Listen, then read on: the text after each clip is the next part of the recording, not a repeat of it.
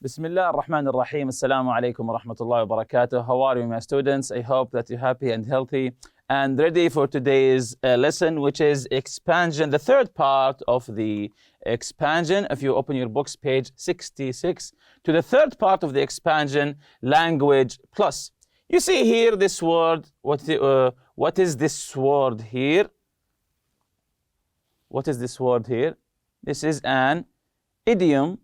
Yes, what is an idiom? What is an idiom? We'll be focusing on idioms for this part. So, an idiom, idioms are a type of figurative language, which means they are not always meant to be taken literally. When you say something, but don't take it literally. Don't take the literal meaning.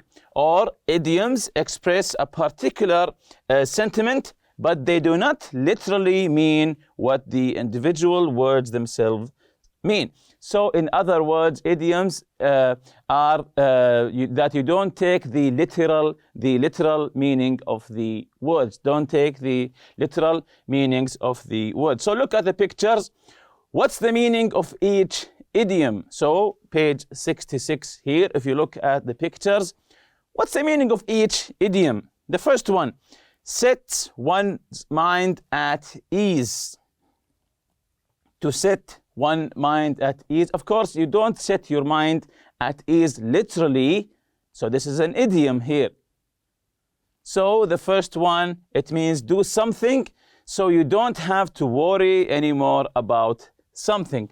To do something to make you not worry about something else. Set your mind at ease. Number two, give someone a piece of your mind. To give someone a piece of your mind. When you say, I'm gonna give him a piece of my mind, are you going to give him a literal piece of your brain, of your mind, give it to him? No, of course not. So this is an idiom. So the correct meaning, to tell someone what you really think because you are angry about something. When you say, I'm going to give him a piece of my mind, it means that you will tell him what you really think because you are angry at him. Have a lot on one's mind. When you say, I have a lot on my mind, so it means to have a lot of things to think about or worry about. Keep one's mind off something. When you say, I want to keep my mind off something, off the exam, for example, it doesn't mean that your brain is actually on the exam. So it means that to do something that make you stop thinking or worrying about something. So keep one's mind off something. It means to do something to make yourself stop thinking or worrying about something. Keep an open mind. This is also an idiom. So what does it mean to keep an open mind? Let's see the correct answer here. To be ready to accept or consider new ideas. When you want to give someone a new idea that you think he will reject, before you say it, you say, please keep an open mind. I know my idea might be wrong to you, but please think about it. So to keep an open mind, to be ready to accept or even consider new ideas. Lose one's mind. It doesn't mean that you literally lose your mind. You are searching for it. To lose one's mind, think that you are going crazy. When you say, I'm losing my mind, it means that you think that you are going crazy. So exercise A here, complete each sentence with one of the idioms shown. Use the correct tense and pronouns. Then use each idiom in a sentence of your own. Finding out that you were okay after the accident, set my mind at ease, made me relax. Finding out that you were okay after the accident, set my mind at ease. Number one, when I saw that he had crashed into our car, so which idiom fits here perfectly? When I saw that he had crashed into our car, So someone crashed into your car. Let's see the correct answer here. I gave him a piece of my mind. Of course, when someone crashed into your car, you will be angry. You will be maybe yelling at that person. So when I saw that he had crashed into our car, I gave him a piece of my mind. When I'm not on a diet, I can't what? So when I'm on a diet, when I am on a diet, I can't, let's see the answer here, I can't keep my mind off food. So when I'm on a diet, I can't keep my mind off food. It means that you're always thinking about food. When I'm on a diet and I can't keep my mind off food. Number 3, I could have sworn I left my keys here. I could have sworn. It means that you are 100% sure where you left your keys. Sometimes so I could have sworn I left my keys here. Sometimes I think I'm losing my mind. Because you're sure you left your keys here, then you notice they're not there. It makes you think that you're losing your mind. Number 4, I've been finding it hard to sleep lately because I have a lot on my mind. You're thinking about many things. You have a lot on your mind. That's why you can't sleep. Number 5, I know you don't like tomatoes, but as you taste this sauce. So the sauce, of course, it contains tomatoes. So I know you don't like tomatoes, but as you taste this sauce. Very good. Yes, keep an open mind as you taste this sauce. It includes tomatoes, but keep an open mind while you are tasting this sauce. So moving on to number 4, writing. Number 4, writing. Tools for writing. The definite, article, and generalization. So tools for writing, the definite, article, and also generalizations. So let's read this one together. The definite article, the, so today we'll be talking about the, is used to talk about one specific object or person. So we know that the is used to talk about one specific person or an object. The car, the pen. It means we have one specific car in our mind. The man came. It means that we know who this man is. We have one specific man in our mind. They got the cat from the estate animal shelter. So they got the cat from the East Side Animal Shelter. So they got the cat. It means one specific cat from the East Side Animal Shelter. It means very specific shelter. However, the definite article is not used when speaking generally. When you are speaking generally, don't use the definite article the. People drink coffee to help them stay awake. People in general, not some specific people. People in general drink coffee to help them stay awake. That's we say. We don't say the people, not the people. So it's wrong to write the people. When you want to generalize, don't use the article the. Just remove it and continue with your sentence. For example, when you say the cat, or when you say cats. So when you remove the, cats in general are cute. For example, it's not like when you say the cats are here. When you, for example, you are waiting for some specific cats to get back from the vet, for example. When you say the, you're talking about a specific group of cats. But when you say cats are cute. You mean cats in general. This is what we call generalization. So continuing here, example, it's important to drink water every day. Is this general or specific? It's important to drink water every day.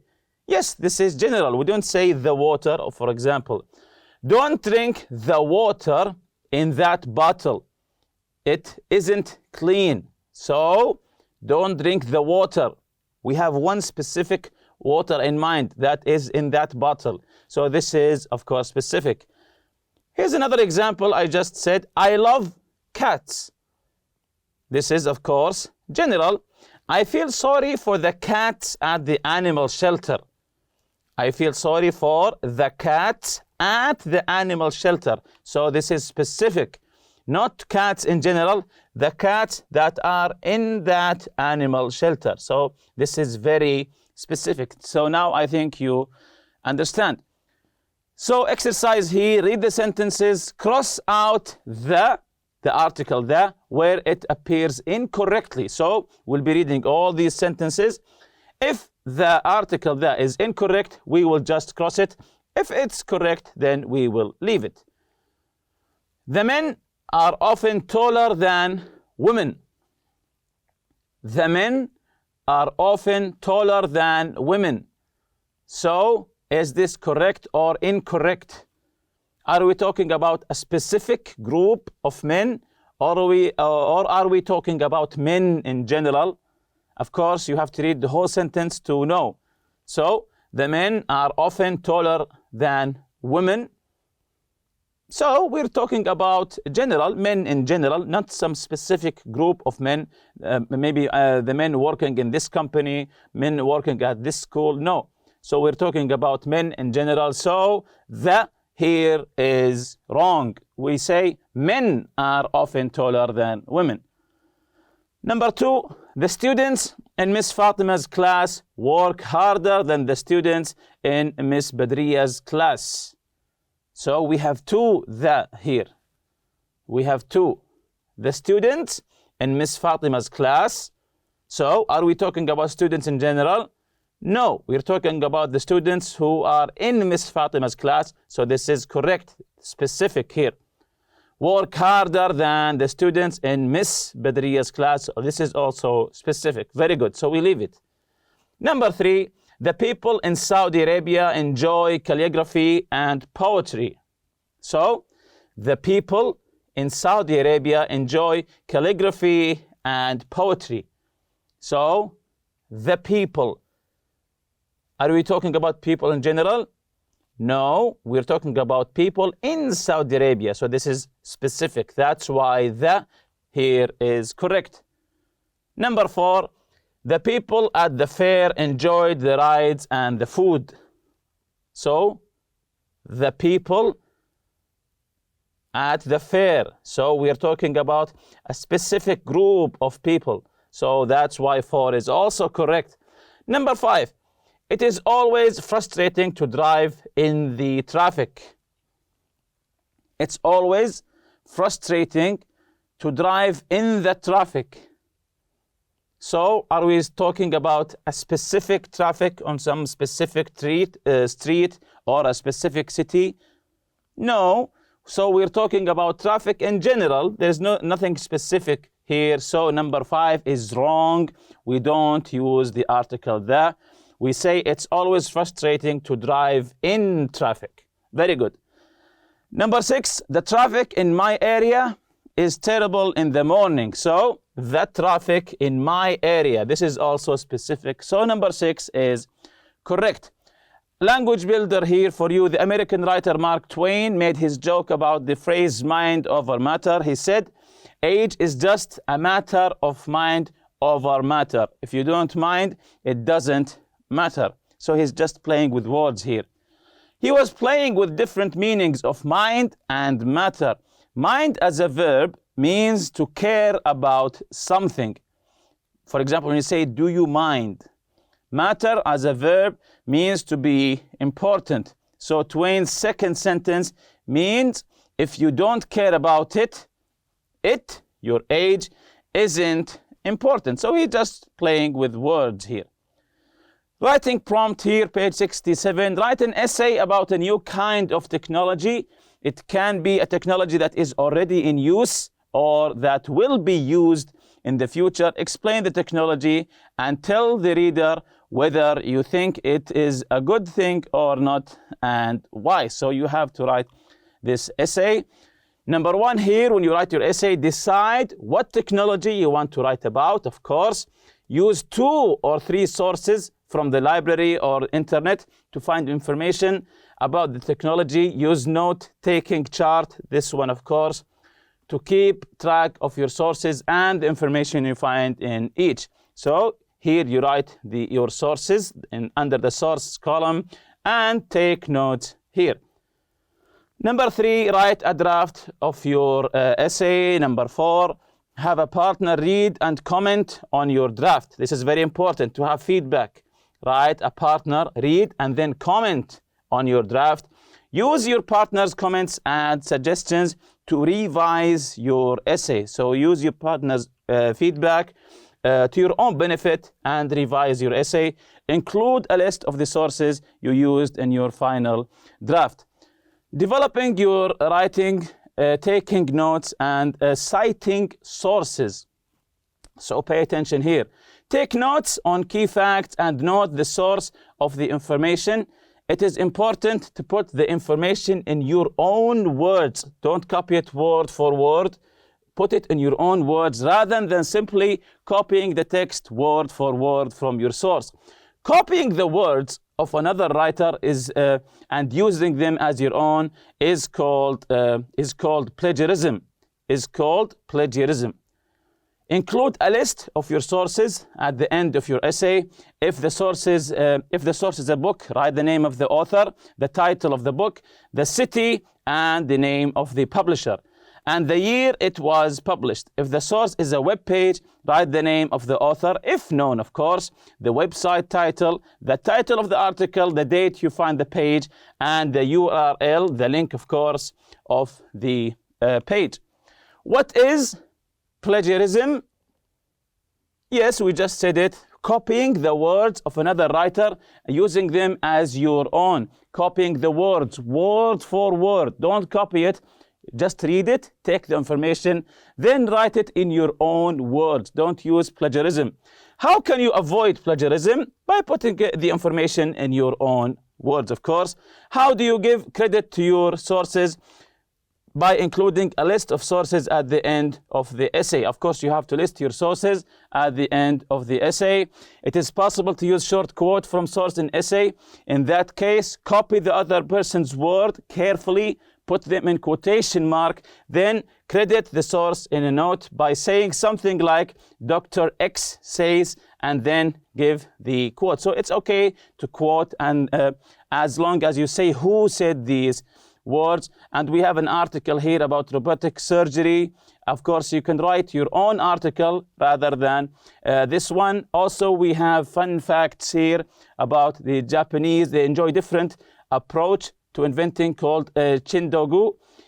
It was created by Kenji Kawakami. The idea is to create unuseless inventions and address them of everyday life.